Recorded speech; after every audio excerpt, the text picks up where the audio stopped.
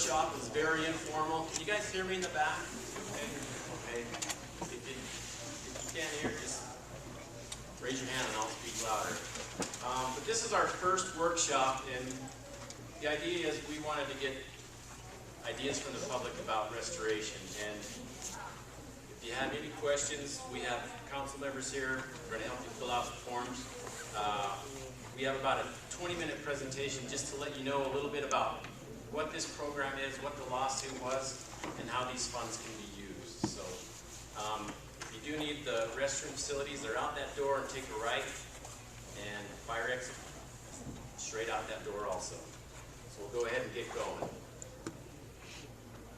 Okay, this lawsuit is particularly for Butte Area 1, and it was a 2008 consent decree between Montana and ARCO. And kind of what most people don't understand is that Superfund has two branches. There's remedy, which is what the EPA is doing in Butte, and that's to protect human health and the environment. And the other branch is restoration, and what restoration does is we try and take that injured resource or the lost service of that resource and bring it back to baseline or pre-injury conditions. And that's what this lawsuit was all about. And the consent decree, Montana was awarded approximately $28 million. And the Montana Board of Investments placed that into long-term interest-bearing funds. And as of the end of 2011, the fund stood at $32.2 million. And I want to get that guy's name because this fund's doing a lot better than my 401k. Okay, the area that we're talking about, Butte Area 1, is kind of a subset of the Superfund boundary. The Superfund boundary here is in the yellow, and it goes all the way up to Walkerville, comes all the way down to the old Clark Mill on the base of Timber Butte, and then back up around over to the concentrator. And Butte Area 1 is basically, it's a path along the old Silverbow Creek channel and extends all the way down to where Silverbow Creek goes under the I-90 bridge, and then all the way back up to the concentrator. So this is the historic Silverbow Creek, and this is Blacktail Creek.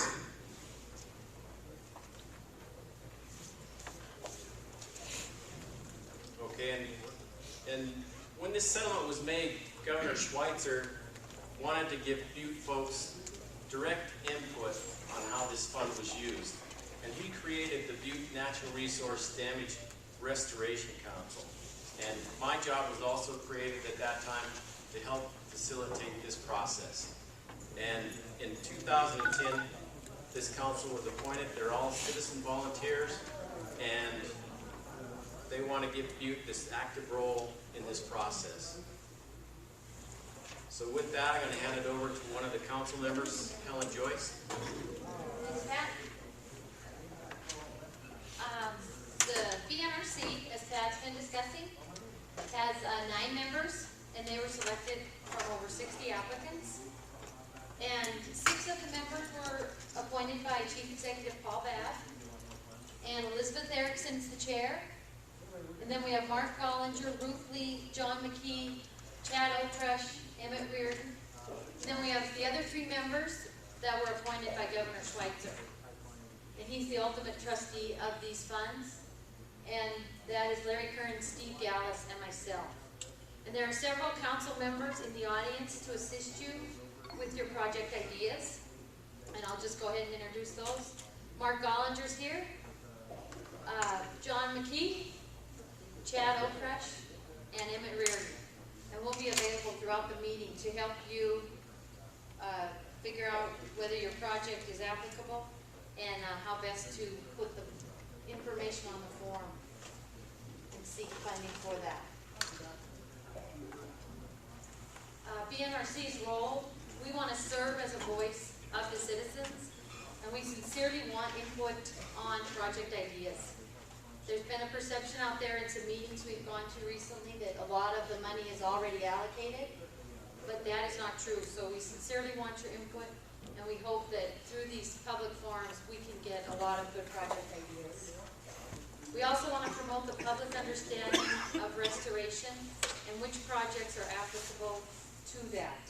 And Carol Fox from the state of Montana Natural Resource Damage Program will be presenting some definitions so that we ensure the projects fit the restoration definitions. We also facilitate public dialogue of the restoration/remediation of Butte Area 1. Because remediation is ongoing, there are ideas where we could possibly enhance those remediation efforts with restoration, and that is something that the council would like to do as well. Early this year, we developed the Butte Area 1 process plan, and the governor, it's out for governor's It's review. the Trustee Restoration Council. After this council goes to the Trustee Restoration Council, and they are the heads of the DEQ, the Department of Environmental Quality, the head of the Department of Natural Resource and Conservation, the Attorney General, Fish, Wildlife, and Parks, and the Chief of Staff on the Governor's Chief of Staff. And so, And our chairperson, Elizabeth, also sits on that. Once it passes that, it goes to the governor's desk, and this plan is now on the governor's desk waiting to be approved. and so now we're moving on to our next task, which is to develop the draft and final Butte Area 1 restoration plans. And we hope to complete that in the fall for the draft and December 2012 for the final. And so we need to review all the project ideas and develop those plans. There is, 32.2 million sounds like a lot of money, but there are definitely probably more projects than money. So we're gonna prioritize the projects. They'll go through legal review, and then we will finalize the Butte Area 1 restoration. Is the 38 million for the whole state or just for Butte?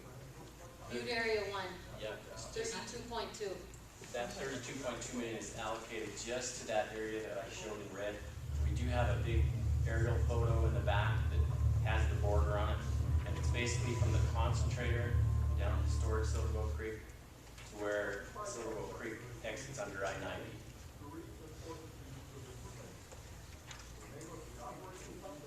This is just you might have seen these posters around town, which were announcing these meetings. And this is a picture of the council at one of our recent meetings. And we sincerely want to be good stewards of the funding and come up with projects that maximize the benefits to the Butte community in the long term. So we hope our legacy is a positive one. And we need your help to do that. We really want to get some great ideas from you all tonight. This is an example of a completed form, and you'll find forms on each table. And you can put your project ideas on these forms. This is probably hard for you to see from where you're sitting. But basically, there's a description of the Butte Area 1 funding on the form, your name and contact information so we can contact you to get further information. Just kind of a description of your concept for your project, where it is located. And then for project type, we've come up with some checkboxes. And you can, add other information in that section, but we came up with some to make it easy for you to just let us know what your project type is. And then project benefits, you'll want to talk about what the benefits will be so that we can determine if it will give long-term benefits to the Butte community. That will help your idea get funded. And then estimated cost is also done by checkboxes. If you don't know the cost, that's also an option. And staff and the council could also help in determining what the approximate cost of your project may be. The back of the form is a map, again, of Butte Area 1. So you can see where this money is allocated for. Although projects don't have to be in there, but they do have to be connected in some way to an injured resource. And Pat is going to talk about the injured resources that are applicable to these projects. Thanks, Ellen. There is another big poster board in the back of the entire map. This is a 1903 U.S. Geological Survey map of Butte. And we kind of zoomed in on the Silverboat Creek area, but this is Silverboat Creek. And way up at the top, there were basically 9 smelters along Silverboat Creek before the turn of the century. And probably the biggest one in Butte was the Parrot Smelter, and this was located right behind the Civic Center. This is Harrison Avenue. And approximately this bridge is still in the same location. So the Parrot was right behind the Civic Center. And then up here we have Montana Ore Purchasing and several others. And then downstream we had the Butte Reduction Works, and just off the map was the Colorado Smelter. And this is Blacktail Creek coming in. So the injured area, all these smelters basically put their wastes into the creek.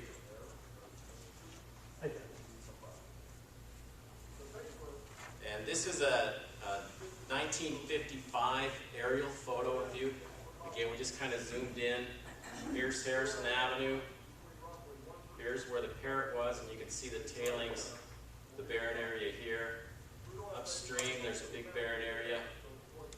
MR's property is about right here now. Moving on down, this was kind of the floodplain, the swampy area. This is the area we call the Diggings East. Kind of right in by the KOAs about right here. So that whole area around George Street. If you're old enough, you probably remember this, the drive-in. Yeah. And here we go, Montana Street's right here. This is the Butte Reduction Works, their tailings. The Colorado Smelter was right here, and that's their tailings. So you can see this is a big area, a lot of waste placed into the Silverboat Creek area, and that was the injury to surface water. And also those tailings, when you have snow melt and rain that get through the tailings, drives it into the groundwater. And part of this suit too was about the injury to the groundwater. And this picture here is a sample of water that we pumped out of the well that is right outside the center field behind the Civic Center. The well is called GS41. But it truly is, when it comes out of the well, it's blue like Arctic Gatorade, or if you have your dad's Aqua Velva aftershave, same color. And to give you a perspective of how far that water is from meeting the drinking water standard, that's right here. For arsenic, the drinking water is 10. The Berkeley pit water has 80 parts per billion, and GS41 is 100. If you go down here to copper, that's the standard. This is what the Berkeley pit has in it. And if you multiply that by 15, that's how much copper there is in the water in this particular well. And zinc, the standard is 5,000. The Berkeley is 100 times worse than the standard, and not far behind it is, well, GS41. So that's the surface, or I mean the groundwater injury up on that east side of this area. And if you move down to the west end of the area, we have similar features down there, and this actually is a trench well, or not well, but this trench would have been on the north side of the creek, on the north side of the slab wall. And you can see the tailings in here and the water in blue. So that's from one end of this area to the other, we have damaged groundwater. And that's what we sued about. And also, on the hill in the Superfund area, there's over 420 acres of mine dumps that have been capped. And they all, the runoff, every time it rains in Butte, the creek, not every time, but practically every time that it rains in Butte, the aquatic life standard for copper and zinc are exceeded in Silverboat Creek. And that's directly due to runoff coming off this hill. And this is kind of the worst case. This trench is up on Anaconda Road, and this water actually reports to the Berkeley pit. And this was a big storm event in 1997. But you know, if you can just imagine what the entire hill must have been like before Remedy came in and capped all those sites. So that's the injury. And now to talk about the legalities of this program and what this fund can be used for is Carol Fox, and she's the Bureau Chief for the Natural Resource Damage Program in Helena.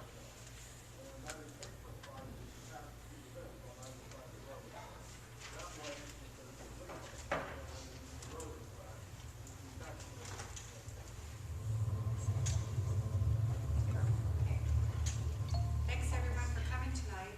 I am not an attorney, but I will be talking about legal requirements, giving you a general overview. Just to help steer the ideas in the right direction. Understand when we give examples here, a lot of examples about what might fit for funding or what might depend on the case specifics. That is the advice from my attorney, so I'll keep it general to help you steer in the right direction. The Superfund law that Pat talked about that enabled the lawsuit also specifies how our dollars can be spent. And this is the recipe right here, our legal threshold. Dollars can be spent to restore, replace, or acquire the equivalent of injured natural resources or lost services. Pat briefly reviewed those injured natural resources for the Butte Area 1. Those are injured surface water and groundwater resources in Butte Area 1. The lost services are the functions that those resources provide, the physical and ecological functions. So we had injured groundwater in Butte, and the function that groundwater could have provided would have been drinking water. So that's an example of a lost service that we covered under our lawsuit. For the surface water injuries, think about the inability to fish in the creek, an easy example of some aquatic recreational services that we covered in our lawsuit because of the contamination prevented, basically killing the fish in the creek. So, in a general sense, projects that will improve surface water, groundwater, aquatic recreational activities, or drinking water are projects that are a good fit for our funding. Okay. And then we'll run through some examples. And it is run quick because then we'll have a lot of interaction. Do you have some questions now? They're having trouble hearing you. You cannot hear because of the music? Okay. And my voice, how's this? Is this anything? No?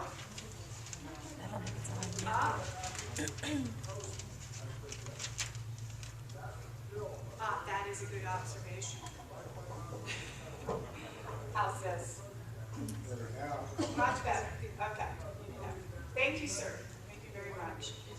So, the first part of the equation, to restore injured natural resources, is to restore them back to their baseline condition. And what that means is to get them back into the condition they would have been in, minus that impact of contamination. That's the baseline condition. So example here is the Silverboat Creek Greenway, where we've used dollars from other parts of our lawsuit. And here's Ramsey Flats, a before and after shot of Ramsey Flats. As part of the Silverboat Creek Greenway project, we removed, under that project, an additional 300,000 acres of tailings, cubic yards, that would not have been removed under the cleanup that was occurring at the time. They would have been left in place. But by removing those additional tailings, we've improved the surface water, the fisheries, the riparian areas, and helped it to be a more naturally functioning floodplain. So that's an example of restoration. For restoring Butte Area 1, removing the parrot tailings, removing the Diggings East or Northside tailings, an example of restoration of injured resources. Replace, in a simple sense, just substitution. What it means is you're creating or enhancing resources or services that are the same or very similar to those that have been injured, but away from the immediate site of injury. So my example here, we've spent our funding to do this project, is the Browns Gulch project, where we paid for fencing, riparian fencing, to improve the riparian habitat. It's not in Butte Area 1, but what it improved was the fishery of Browns Gulch. And that fishery is considered the same or similar to the fishery that we sued about in the lawsuit. And acquiring, acquisition is essentially a subset of replacement. It means acquiring unimpaired resources, such as excellent fish and wildlife habitat. Another example of replacement occurring in Butte and has been occurring for over 10 years with the natural lawsuit dollars is the replacement of leaking drinking water lines. So what we're doing by replacing those lines, Butte is doing the work. It's been funded for over $35 million to this point, with another $28 million dedicated from other settlement dollars. Is we're providing a replacement supply of clean water because of that contaminated groundwater that cannot be used for drinking water.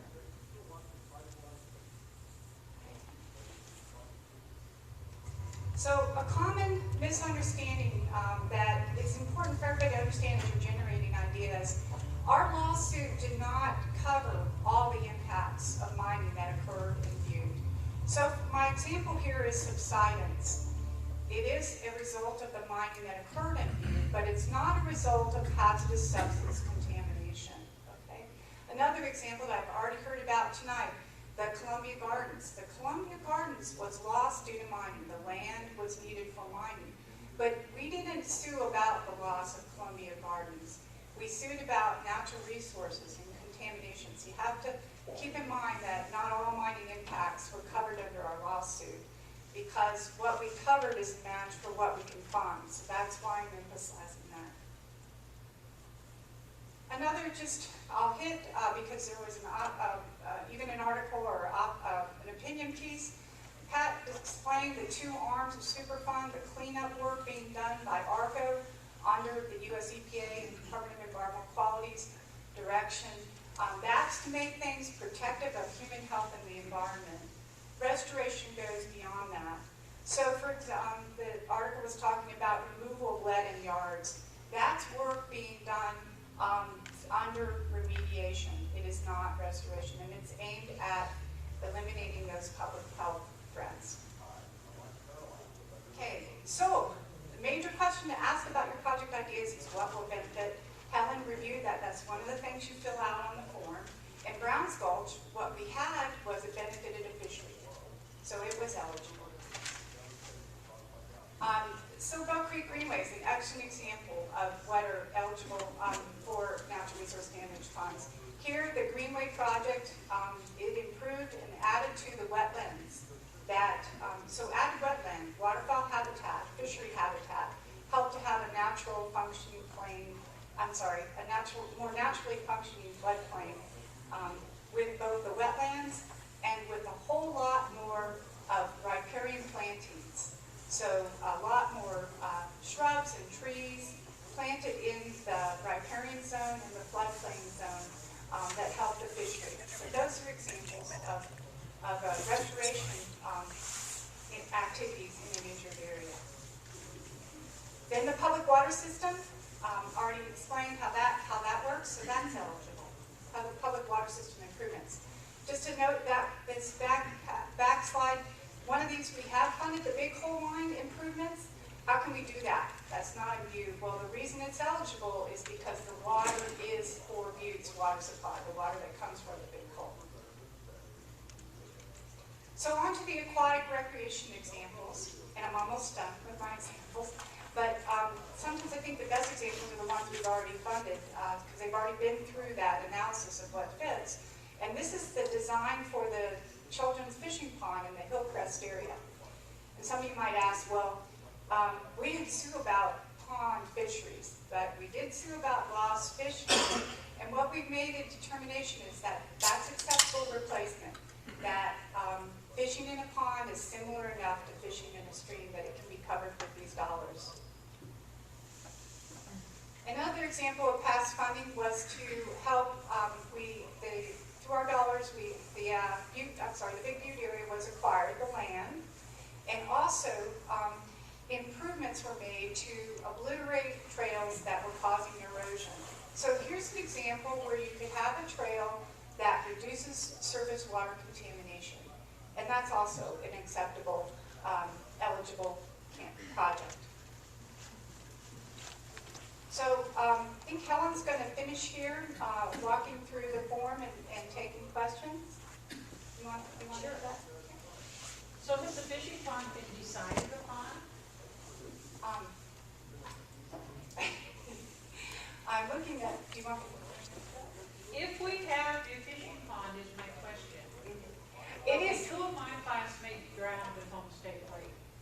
when the kids drowned in the fishing pond, it's not a matter of if, it's when they drown in the fishing pond, who is gonna be responsible? You? Okay. You decided to do it. Actually, and I'll look for Tom Butte here, but it was a project that was brought forward by Butte Silverbow government in partnership with the Skyline, Skyline. And it was eligible for our funding because it offered fishing opportunities. They're in the design phase and they just had a public meeting about it 2 weeks ago, I believe. And I know that your concern was raised at that meeting, and Tom is you want to, Jocelyn, are you involved with this project? As a park board, yes. Oh, okay, with the Butte Silverbow Yeah, Park so and the Recreation. fishing pond, will become part of the Butte Silverbow Park system and open space area. So any of the facilities that are developed, including the pond, would be A covered liability to under Butte Silverbow. their Butte Silverbow, their insurance program. So when they drowned in there, well, then we'll just know that the family will get some money. Good. We want to I make mean, sure. there's a long process. I mean, it would take a bring suit to the county. And it's a habitat also, a fish habitat, right? Correct. Okay. And as restoration, it will be. And so fish habitat's got a lot to do with conservation issues too, right? Oh, good. Okay, we'll go further into this. Okay, so we're back to the form, which is why we're here tonight. We want your input. The forms are on the table, and if you don't wish to put your contact information down, you don't have to. You can remain anonymous, and we will still consider your ideas. And if we just go over the project types, it builds upon what Carol was just talking about to get you guys in the right direction of choosing the right types of projects. So under project type on the form, there are projects under mining waste removal, waste cap improvement, because improving the waste caps on the hill will certainly be protective of the creek during the storm events that Pat mentioned. Stream restoration projects like was done in Browns Gulch. Revegetation of areas impacted by mining. Recreation fishing, like the kids' fishing pond. Water system improvements, as Butte Silverbow's been implementing. Any stormwater controls are also advantageous to protect Silverbow Creek during storm events. And then we do have a category of other, because I'm certain that we didn't get every project type listed. So, yes, So all this land that's open and stuff, is it all open space, or is there any land that can be used for industry, or, to replace what we've lost in being able to build? Actually, right now, Butte Silverbow is going through rezoning on their open spaces, and opportunities. The past couple weeks, there are opportunities still available to talk to them about the zoning of the open spaces. Well, they're trying to change it for conservative, and then, Developable. Conservation and development under the Yeah. two. Yeah. Okay, I have a question. Yes, ma'am. All right, and this is a question pertaining to capping. All right, now this is a mining community. Arsenic up until now has been a high-risk issue, especially with water, et cetera. Right now, they're discovering some bacteria that thrives on arsenic. That will, all of a sudden, become a solution to your problem, all right? Also, they are finding that arsenic may be replaceable to phosphorus. And in the process of this happening, it may become a fertilizer, it may become a cancer treatment, all right? And you've got everything capped, and consequently, nothing can ever be derived from the land again, correct? I'm not sure what you mean derived from the land. What are you talking about with capping on the land and on It's the to land? protect them from eroding and the And once it's heavy capped, metals. what is happening? It prevents the heavy metals from getting. It's capped forever? That's the goal. Yeah. Perpetual, or what is a perpetuity? Isn't that what it means? Yes. And what does perpetuity mean? That means forever. forever and ever and ever. Now, right now, under rare metals, okay, there's a place called Mountain Pass, California, where they used to mine this in the United States, for all over the United States. And the environmentalists came in there and they closed that mine. Now, we have become dependent on China, who the other day, I believe it was yesterday, said we can't have any of the rare metals right now. So that means all these little batteries and all these things that basically are dependent on these, our hands are tied. Now, when we are capped, perpetuity, or however you say the word, the question comes in, where are the environmentalists going to allow the new research and the new findings to be applied to the resources that we have in the ground? They're not going to ever let it happen, are they? Ma'am, I couldn't answer that question. What does perpetuity What we're mean? here to talk about today We're here to talk about restoration. capping, we're here to talk about mining, we're here to talk about surface soils.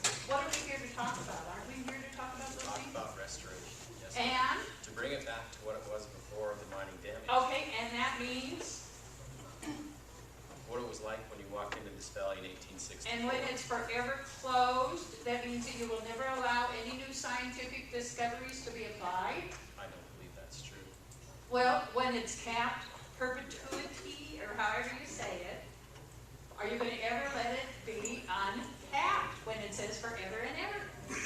There are areas where if there is a resource, they can come in and apply for a permit to go And after that resource. what's going to happen with that? Because that's what happened to the little silver mines out here that these people had, and it was going to cost them so much money to reclaim it back to what it was before, that it was never going to be profitable for them as an individual landowner to be able to use their land and to mine it. Is that not true? I don't know. Well, you know, Beyond you're the here to purview of discuss this this. program. What's this? That's beyond the purview of this program. Mine development belongs in the mining department. Joe Griffin, are you here?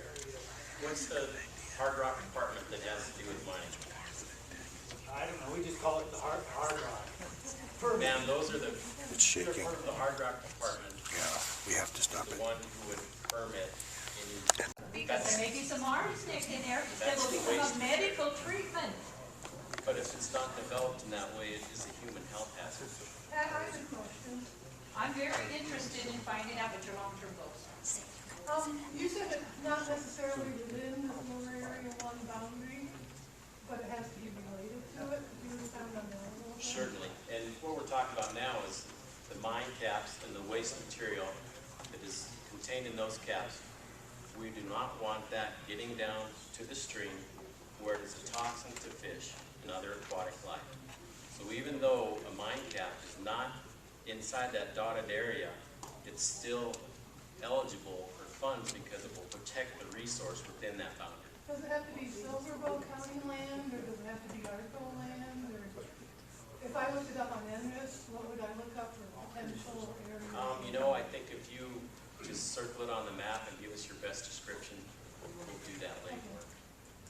But I would believe that any county-owned property, or perhaps ARCO-owned property, I'm sure they would let us go in and help with protecting that area more. Yeah. Yes, ma'am. Pat, may I just suggest that we're talking about EPA work to protect, keep things from being remobilized. Time critical removals and tasks were done to protect not just the stream, but human Yeah, so health. it comes this And way. these are I think things it's were done less under important EPA and than that. super unfortunate law. It's got nothing to do with them or here unless we want to protect it a little better than what they did, and it appears that we do it. And that's what I think is happening. And we as a community have a responsibility to build Silver Ball, to take that money and use it very, very judiciously, as you would say. But in the meantime, we would like to see the settlement with ARCO, because this has been a cash cow for Butte Silver Bowl, okay? And the reality of it is, okay, because Anaconda was the problem. Anaconda Company was a problem, ARCO came through and they got their ass kicked on it, okay? But they have been very, very compliant with this. But the reality of it is, let's see what that contract says, because if future designations of these minerals come through and they say, for instance, you're saying copper is in the water, zinc is in the water. Do you know what they do to keep you from getting a cold and a virus? They have you take zinc pills. Figure it out. Utilize your minerals. Make use of them, okay? Instead of capping all your land and saying it's not to be used again. Environmental caps prevent productive use of the minerals. And excuse me if I may, I'm one of the members of the council, John McKee. You've got some really great points, but the whole point of this session is a breakout session for everybody to sit with us. Well, I'm Give us asking our questions concepts so and we can ideas. find out what's going on. Absolutely, and you've got some really great ones, and maybe what we could do is find some time with you to sit down with Pat a little bit offline here. Would you like me to go in the corner so nobody can hear me? No, ma'am, but there's a lot of people that we really want to make sure they all have a chance to participate and Go ahead. contribute. So thank you very much. We can make sure you get the time, but we'd like everybody else to have a good opportunity as well. I just had a question about, can there be anything brick and mortar? I thought I saw somewhere that this can't be structures or, how can you get around that somehow? That would have to be one where we just have to hear the case specifics. Just go back and ask the questions about what does it benefit, surface groundwater resources, aquatic recreation, or drinking water. But certainly our funds have been used for some infrastructure. It's all tied to what that infrastructure benefits. One thing I didn't mention too is always, there are a lot of projects where it serves some benefit, but others, and what we're going to be looking at is what is the major focus of that project, and does that major focus and where the dollars be spent fit what is the legal eligibility. Yes, ma'am. I got two questions. One, it bothers me about, the sinkholes, if they cave in, it's not covered. We don't own the land underneath us, that's all mineral rights through them. So why wouldn't that be covered if my house sunk? Tom Malloy has a program, right? Where he will fill those in. The Butte Silverbow County has a program to fill in any subsidence issues. And So actually, it's just not part of this fund again. yeah, and where the line is, the subsidence issue is not a release of a hazardous material, and that's what this program is about. Well, if my house falls in, I think there would be some kind of release. But my other question was Ramsey area. I mean, Yes, all ma'am. that land, I was trying to write it down, and I forgot how much you said that you took off the top. Does that mean, since you've taken that much soil off the top, that you can actually put a building there now, or is it just dead land? It was actually in the floodplain. So the floodplain would prevent the material, the amount of material was 336,000 cubic yards. That was removed beyond what was done under the remediation. All told, there will be over 4 million cubic yards removed along that Sopo Creek floodplain. Okay, not against the fish pond, but that's also in a 100-year floodplain.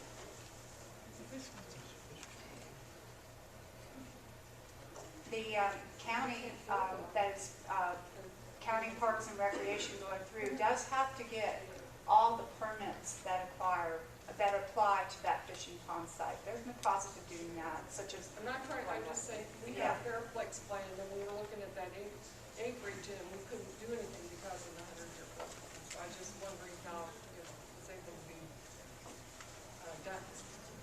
I do know that they have to meet the requirements of that permit, that they are going through that process now.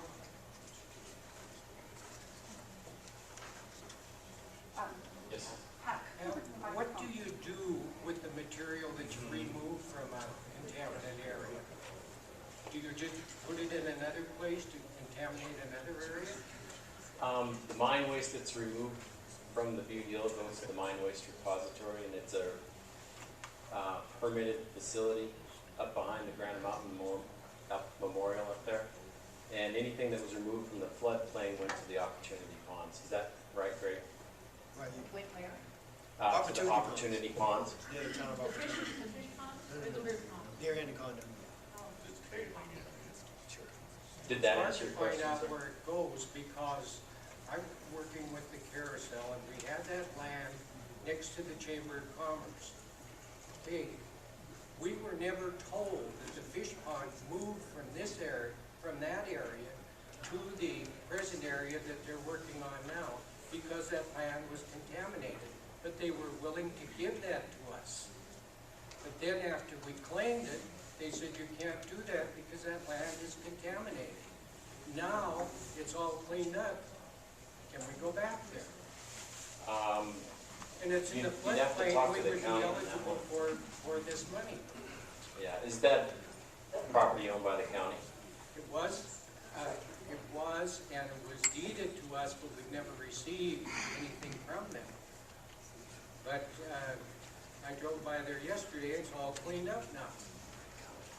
Yeah, I would talk to the planning department about that. You can't find anything out in Butte Silver Bowl County from the Parks and Playgrounds or from anyone in this county about where we can find an area to put that carousel that we have worked for 17 years on. But that's a question I needed to know, or I need to know. Can we go back there now that it's not contaminated anymore? Or it has been remediated, I guess you'd say. Yeah, we don't own the property. I couldn't tell you that. So why don't we, no one's telling us if you can build on any of this? That's what I'm trying to find out. Is this a land rights issue? I'm not sure what you mean now. Is that what's going on as far as land grab, land rights, what you can and what you can't do with your property, designation according to planning boards and not according to individual land rights? I can't understand why these people are being pushed around and pushed around. We don't have anything to do with site Parks and Wildlife facilities. does. No, I didn't say you do. I just wanted that information. Can we build on that land after you have, or whoever cleaned it up?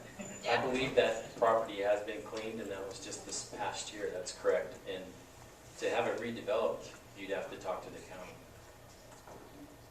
I don't know how it's zoned. That we can take a list of all these questions that we can answer and go to the county and and talk to the entities who can answer them. But this is a rare opportunity that we have for meaningful participation in this community. The money's in the bank. It's earning interest. We have all of you here right now. I've already heard good ideas bubble up now. It'd probably be a good thing if we started to break out and collect the best of these ideas sooner than later.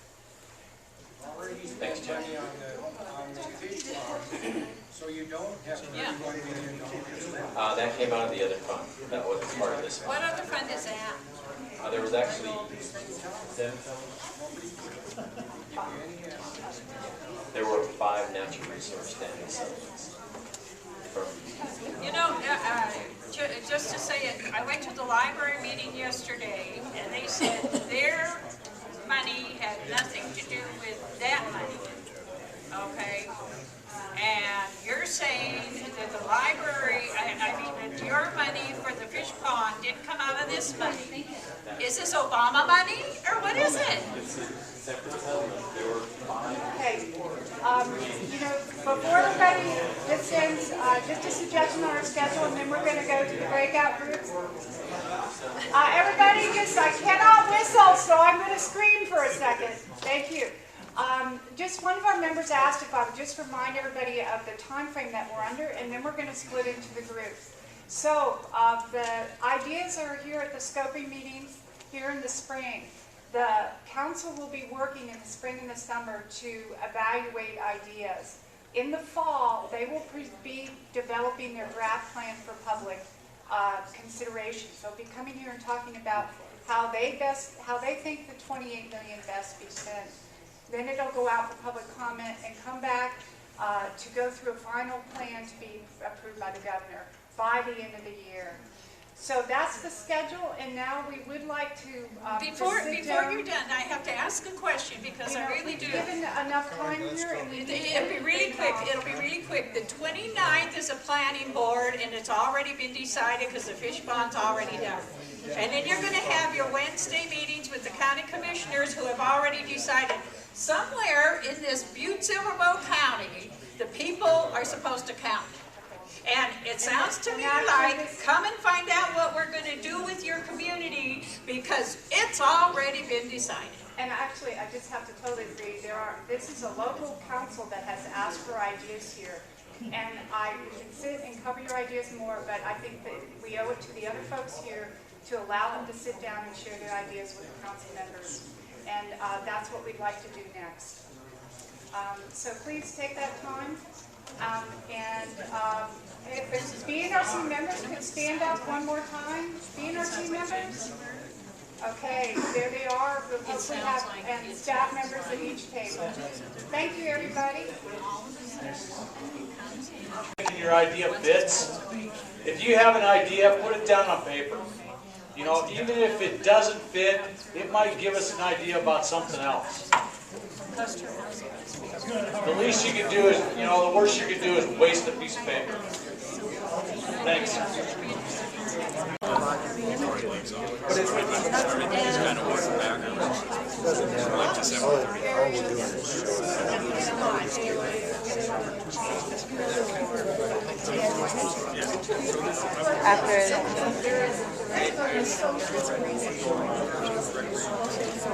I see. So that's a problem. It's kind of just working backwards.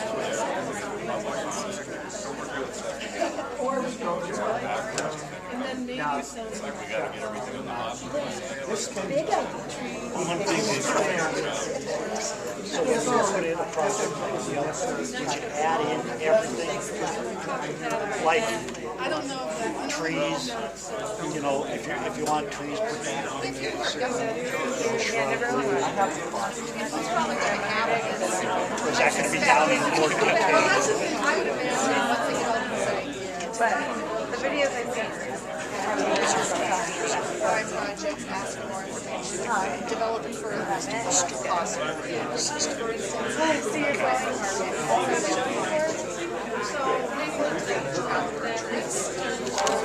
I would do that. I think I can determine, maintain the street has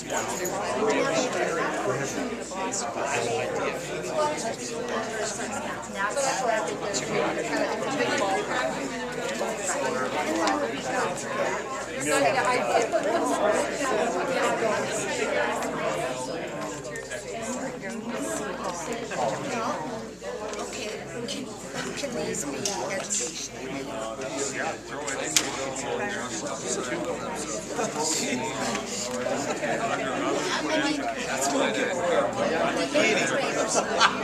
Giving away my plan. It's been a while.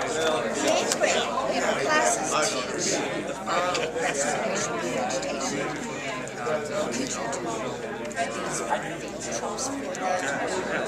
I'm doing it myself.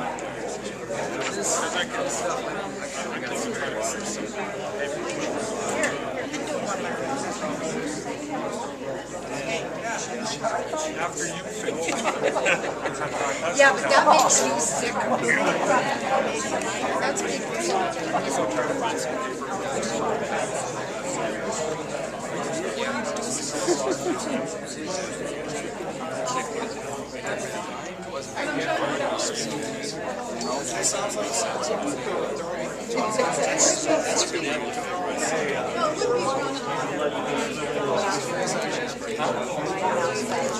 Maybe for one way,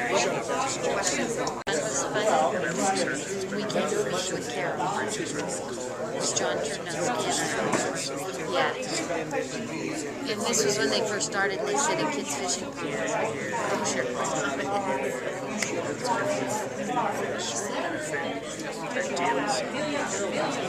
So are you just having the same deck? It's good that we're separate. Maybe we could.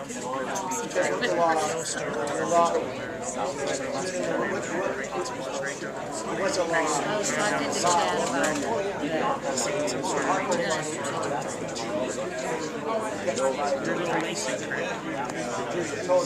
Given what they presented, yeah.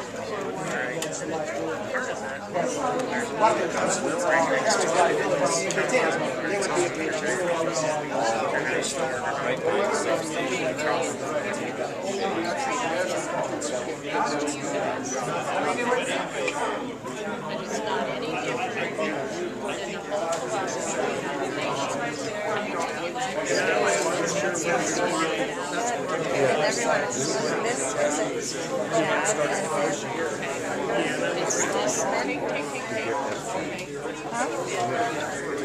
This could be a neat scientific community. It could be working on so for editing purposes, this is probably about there in the choice.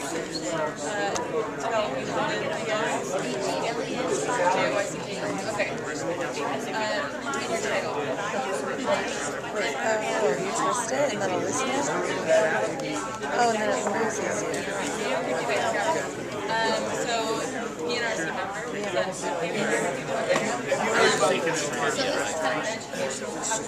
You're the first one to submit a form. You should get a cookie for that. Yeah, exactly, yeah. Say 5 fancy trees down 1, 2, 3. Anyway, that's kind of a... So you see the difference in the... Oh, yeah.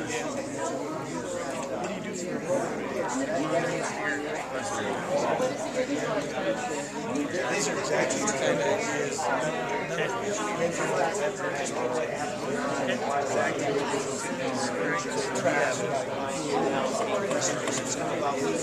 So the kids go out, they sample the water, and blacktail creeks.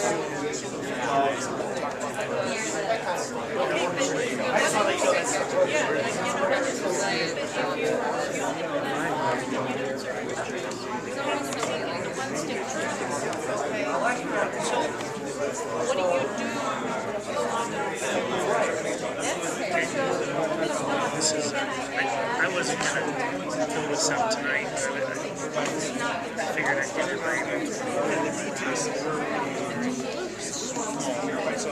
Yeah, just to start throwing ideas. I would not have.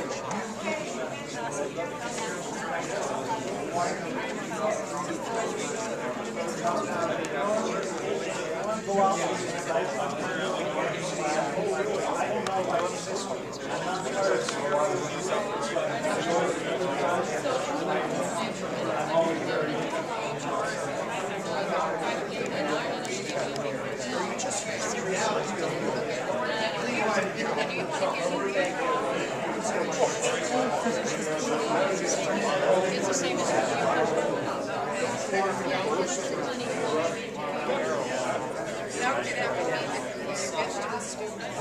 We'll be down there. You want my cell phone? She wants to figure it out. Hey, Chad, I put mine as what I like mine is also because of the bodies. And give me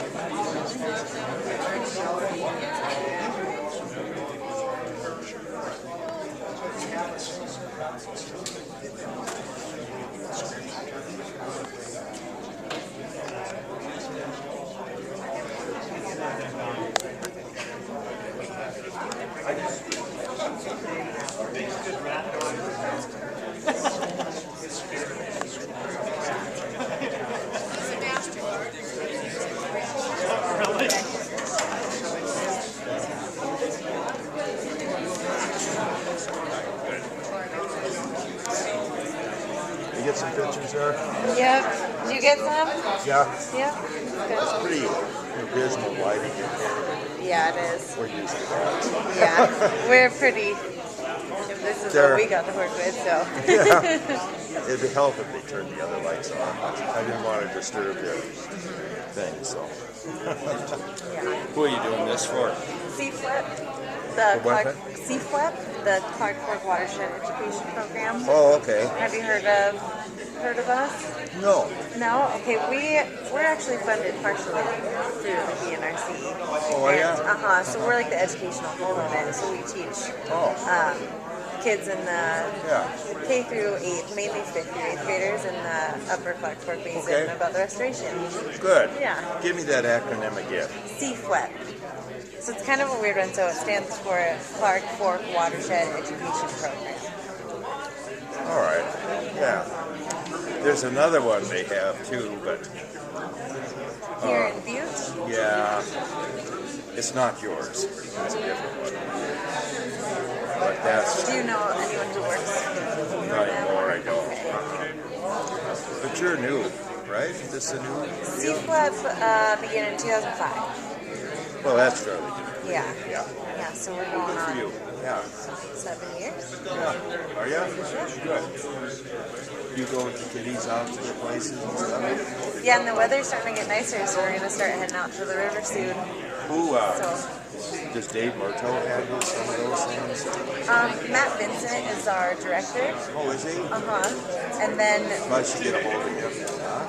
Yeah, and then you can go to our website too, it's cflep.org. Okay. Yeah. All right, thanks. I'll probably be seeing you. Yeah, I'm usually at these, so. Bye-bye. Bye.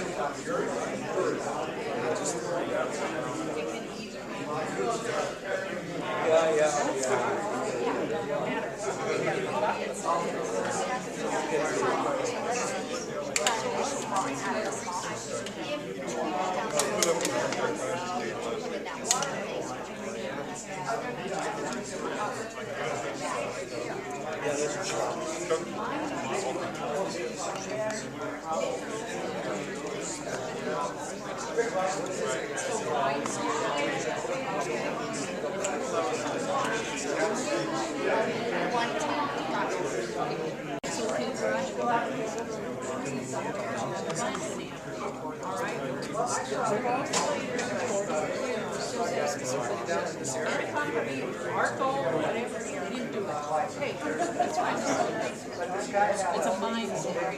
And this mindset, I'll do this, I'll do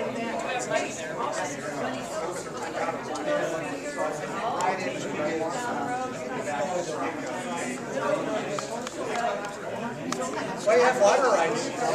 He was a nice guy. He was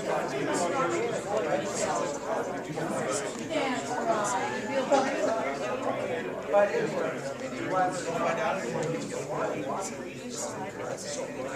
Hey, I am too. But it's just true. My name is a horse. Ball.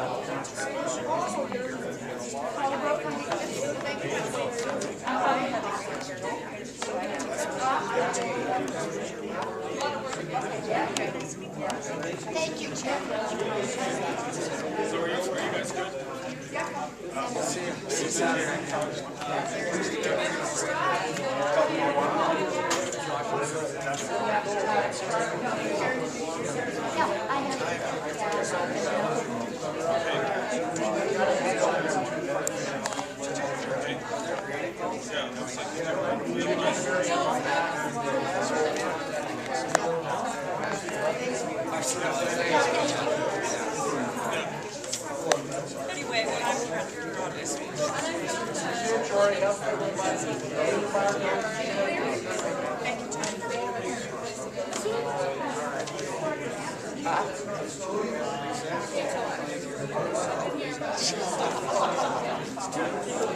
Oh, he asked me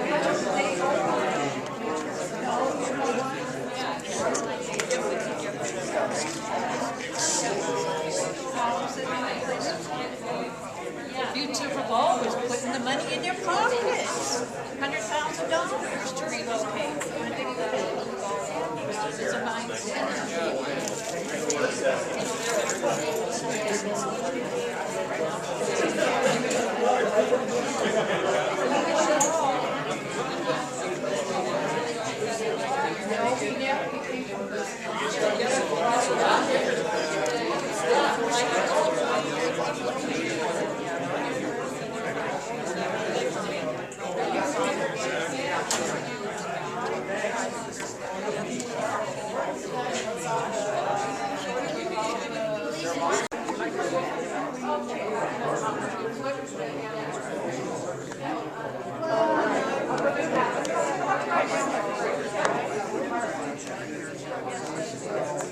They're sisters.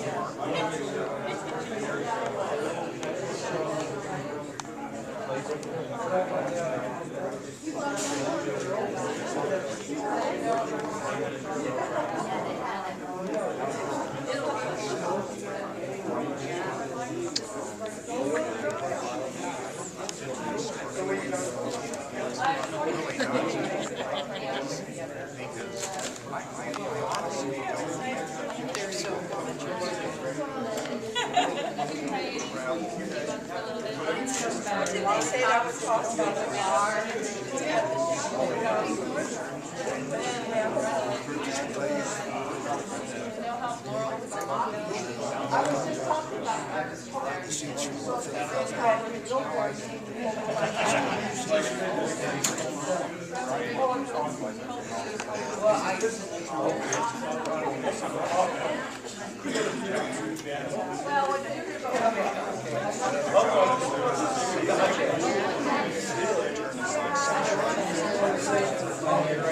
Dad brought us a big paper printout. It was called like Queer Spots in and about, and it was about the Chinese gardens that were out by Basin. Is that right?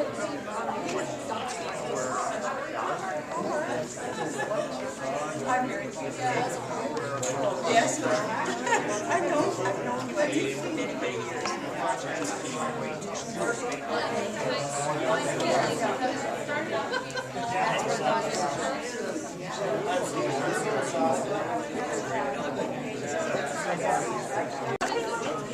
How should I refer to this? Uptown? Kind of a neat thing. My dad, my grandpa Shannon, all of it was supported. Oh, okay. Well, we haven't things like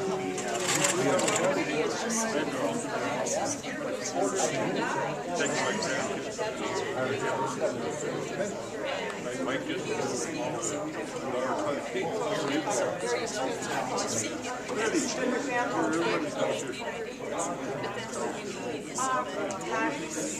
restoration thing also came when I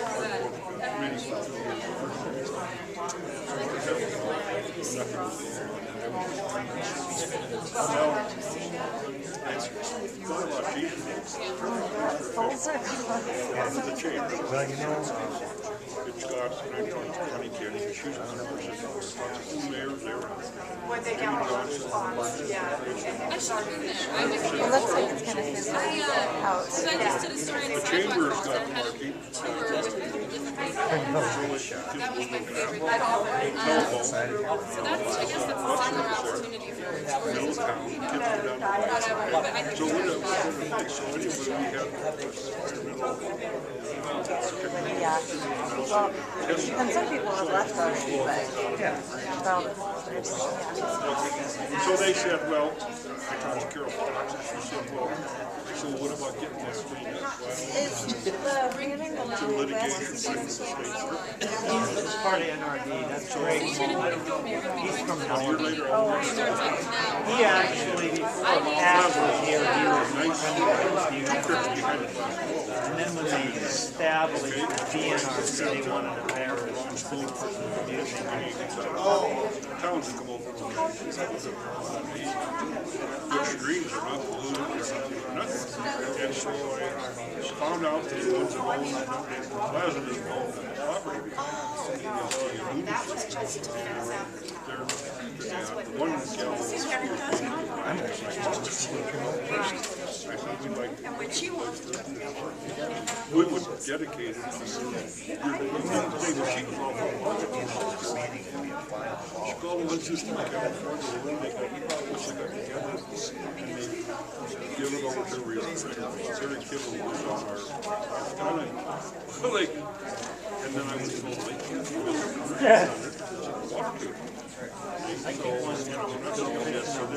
Anyway, a couple of our people behind the program that would actually have the water test. That goal, Skyline was put in the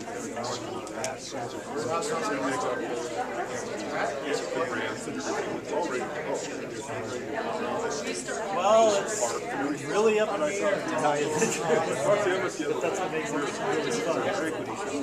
Telling me about this, and I didn't know.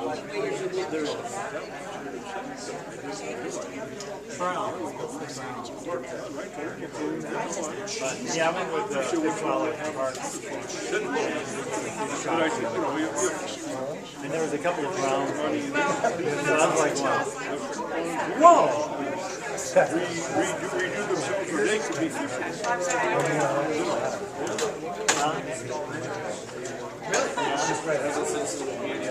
Right. Wait a second.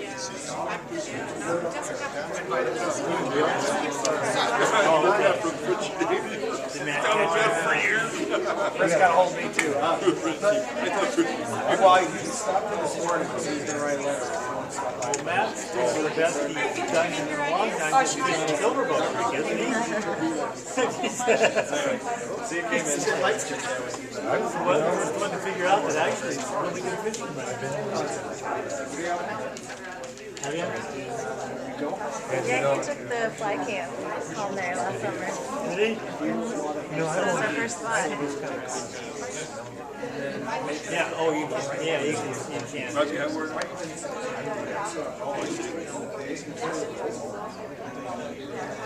Restore the original Silver Creek was there all the way down. It used to be that. Yeah, well, on certain days you can throw way down. Way more. I've been at Wild Crossing. All that out, but it actually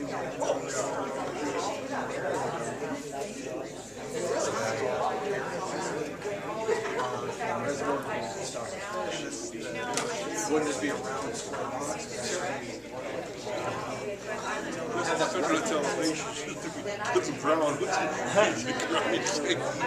The chamber ponds have been here for how many years? Nobody's drowning in there. They're not. We had the principal of Hillcrest. I went up to meeting with the Lord up there. Yeah, I see. It was all Dave Rubin. I see your concern about Who else did I know? So I saw him get shot. Really? I used to run around with him. Yeah. I remember one time, I think it was take it out after. You know, you can put it in behind screw starch and then not have it here in the winter. He was on the Missouri River. Anyway, she was sand dune bank going down the river.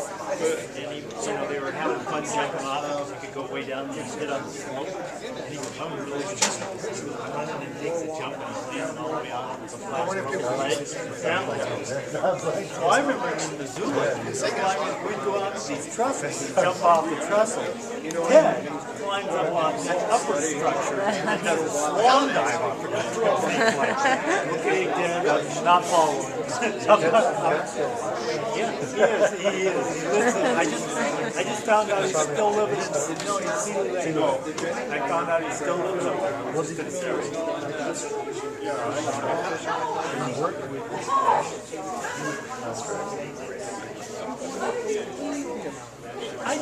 name sounds, I didn't really know.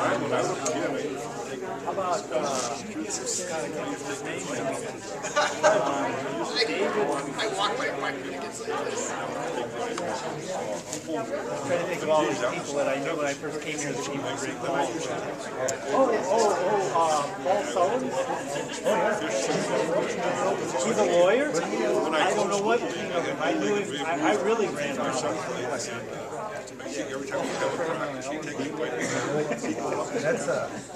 And he's a big, he looks like a big Norwegian. I'm not a he just loved that. A basket full of fish and 20 golf balls. We all screwed off our boat. Working on Mike I don't know. I mean, I turned out all right, but I'm sure none of us did. And then you heard. You heard Mike was? Yeah. It's a...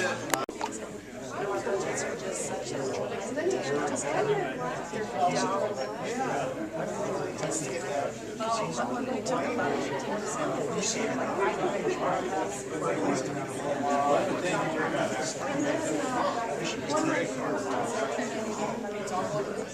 when I went to college, that fall,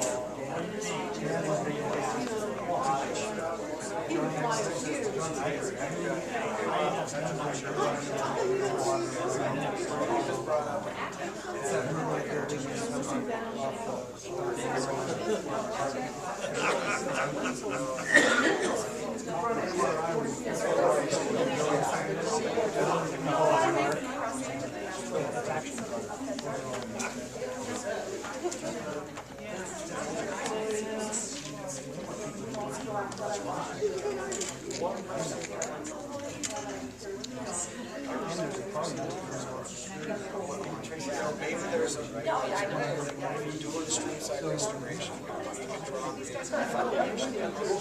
He's got to everything well. Maybe we could take care of that and try to dovetail it with some because they're in rather than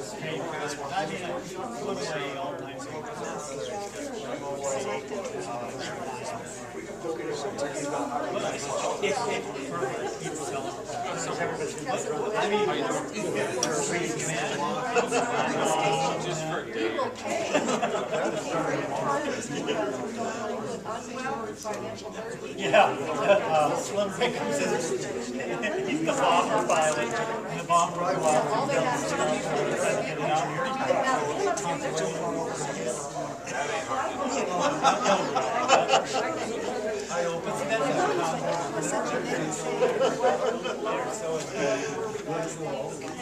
Thanks, Chad. Appreciate it. Talk across the Oh, yeah. I know.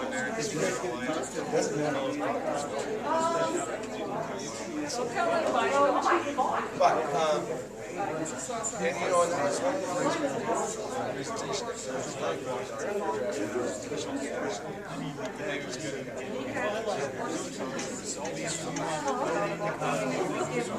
No, I see. We're gonna just turn the dead space into a living space, turn it into a green space, put some trailers through it, make it look functional rather than, and let us run our dogs there. That's why I asked if you can move something.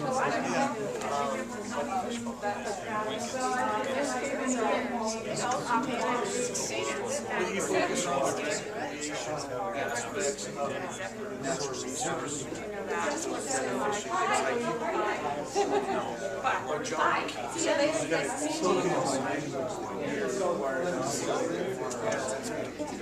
Like, well, they're actually, she's up there right. They would take these. Yeah, there's a, and it says,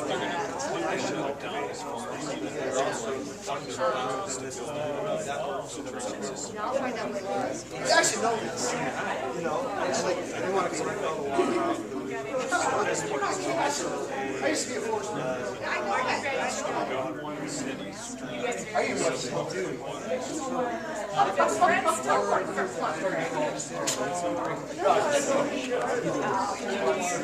That's all right, I mean, I'm technically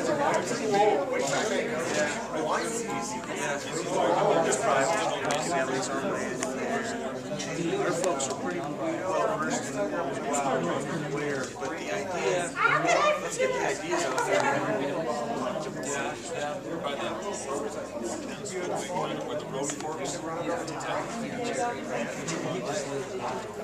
Go to the next step, you know? I'd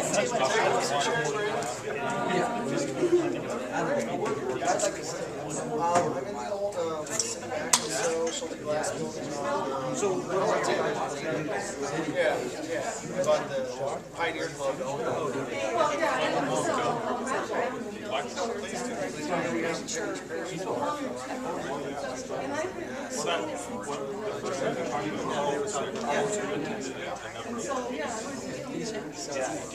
So you're very welcome. That's where everything is.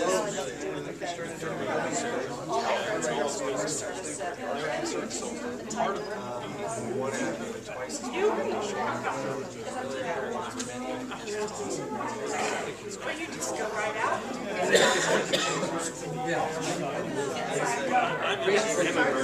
Oh, I'm sorry.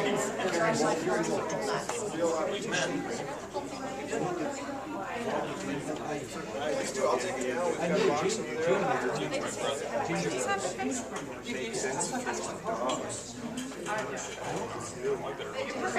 When we lived in Eugene, there's easy to recycle, and it was Yeah, I live, based on pretty close, right across the track. Gosh, I've been here. I have to make a community. Well, that'd be great, but I'm telling you, leave me a bottle of wine, I'm gonna make brandy out of it. I want every one of these to be connected by a safe link. We need to have more fun. You're all, like Adam Street. You too. Insurance is paid for. What insurance? Yeah. Did you say thanks?